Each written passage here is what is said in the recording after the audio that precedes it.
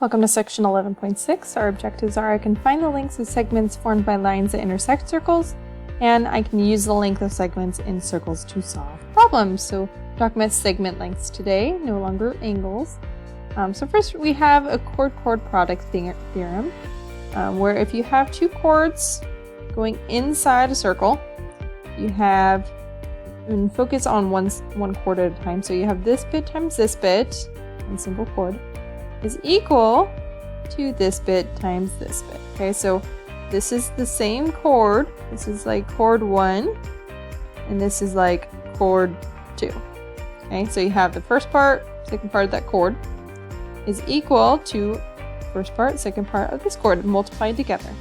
Okay, so with that in mind, let's find the value of x on this one. Okay, so let's focus on FE first. So we have 7 times 10, this one times that one, is equal to this one times this one, 14 times x. And from there, we can just solve for x. So 70 divided by 14, I get 5. And then 5 plugged back in, I get 17 for this chord length and 19 for this chord length. Now, looking at this, you can easily tell that this is 17. It's just 7 plus 10. But you needed to do this in order to find x, which when we do that, we get 14 plus 5 gives me 19 for that chord length. So pay attention to what they want. They wanted the value of x, and they wanted the length of the chords. Okay, let's do it again for this one. They want the value of x and the length of each chord. So 6 times 5 is equal to 8 times x. So we got 30 equals 8x. Divide out 8 on both sides, and we get 3.75 right here. And then now we just add, and so AB is 11 and CD is 11.75. Okay, so just recalling that a secant line passes through, so a secant segment is a segment that passes through. And then you have an external secant segment is a secant segment that lies on the exterior.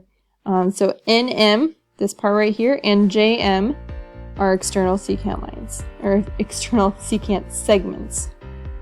Okay, so from that we have the secant-secant product theorem. So remember before we just had chord 1, chord 2. Now this one breaks it up a little bit weirder. Okay, you have the full chord times the external. Okay, so pay attention to that. You have the full chord AE times the external bit BE. Okay, same thing for this one. You have the full times the external. The full times the external. And they're going to be equal to each other because they are proportional. How nice. So we're going to do full chord, so DE. So 9 plus 7, the full chord, 16. Times the external, which is 7. Is equal to the full chord again. So what's the full chord? 8 plus x times the external, which is 8. So keep in mind that when you're doing the full, you need to add. You need to add the two. So you have 16 times 7, and you have 8 times 8 plus x. You need to do a little bit of distributing. And then you just solve for x. You get x equals 6. And then you're going to plug back in. So now you have 6 plus 8, you get 14. And then 7 plus 9, you get 16 over here. Okay, let's do the same thing for this one.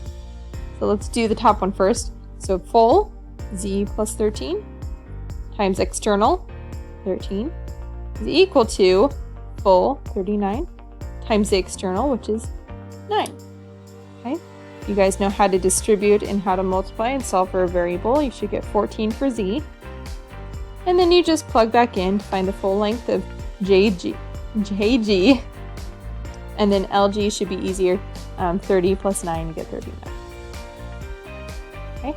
Now tangent line was a line that barely grazed. A tangent segment is the same thing, where it just kind of touches the circle. So these are both tangent segments. It kind of looks like an eyeball. If you were thinking of, like, here's the eyeball, here's the pupil, here's the iris, right? And there's the eye. You're looking through it. Okay, so secant tangent product theorem. Sorry, the eye kind of took off on a tangent. Okay, secant tangent, get it? Secant tangent product theorem is where you have your secant line. Okay, so full secant line times your external again. Okay, we remember that from the last one. Is equal to my external tangent line twice, or squared. Okay, so look at this one. We're going to start with the secant. So full secant, 20, 15 plus 5, times the external, 5, is equal to my tangent line squared. Okay, so you're 25, oop, not 25, we're multiplying, 100, square root, x equals 10. Okay. And they say plus or minus just because whenever you square roots, you should have a plus or minus, but since we're dealing with positive lengths, it should be positive. Let's do it again. So we have a secant and tangent again.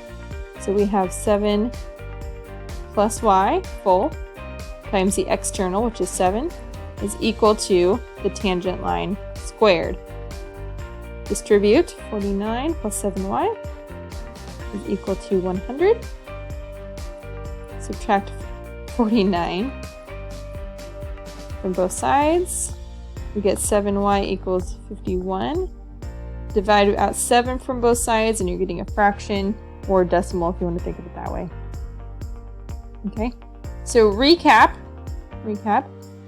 If you have this, you're going to do full, you're going to have chord 1, bit times bit, but they go their way, it equals chord 2, bit times bit. Okay, a little bit times a little bit times another bit. Okay, now if it goes, let's see, what did that one look like? Exactly, secant, secant. Okay, that one looked like you're passing through an eyeball.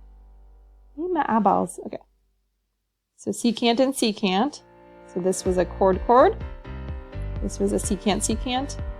And this one will be a secant tangent. Oh, sorry. This will be a tangent. Okay, so here's this one. Did I get them all? I forgot that one. Oopsie. There's no tangent one. It's just a secant tangent. There we go. Okay.